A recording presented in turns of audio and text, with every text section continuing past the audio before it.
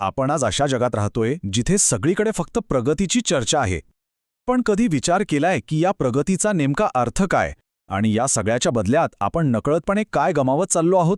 चला या स्रोताच्या आधारे हेच समजून घेऊया.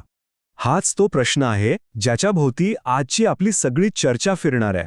आपण भौतिक गोष्टींमध्ये तर खूप पुढे निघून गेलो, पण या धावपळीत, या स्पर्धेत आपल्या हातून खरंच काहीतरी महत्त्वाचं निसटून गेलंय का? चला तर मग सुरुवात करूया त्या बदलांपासून जे आपल्या डोळ्यांना स्पष्ट दिसतात, ती प्रगती जी अगदी सहज दिसते, आणि मग बघूया त्या बदलांमागे आपण कोणती किंमत मोजतोय. रस्ते रुंद झाले, पण याच रस्त्यांवर चालणाऱ्या माणसांची मनं मात्र अरुंद होत गेली.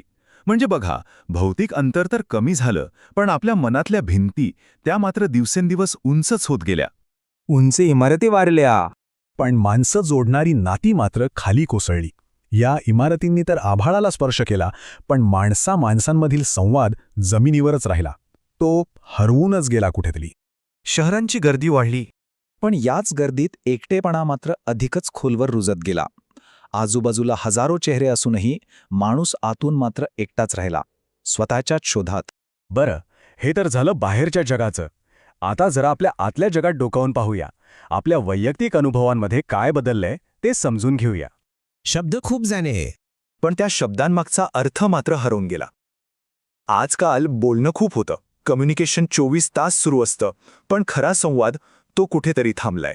चेहऱ्यावर हसू तर दिसतंय, पण आतून माणूस मात्र तुटत चालला आहे. आपण सगळेच जणू काही मुखवटे घालून फिरतोय, पण त्या मुखवट्या मागे ज्या जखमा आहेत त्या तशाच आहेत, भळभळत्या. आयुष्याचा वेग प्रचंड वाढला, पण या वेगाच्या नादात शांतता कुठेतरी खूप मागे राहून गेली. आपण सगळेच पुढे जाण्याच्या एका शर्यतीत धावतोय, आणि गंमत म्हणजे या शर्यतीत आपण स्वतःलाच मागे सोडून दिलंय. आणि या सगळ्या चर्चेनंतर आपण येऊन पोचतो ते एका अंतिम निष्कर्षावर.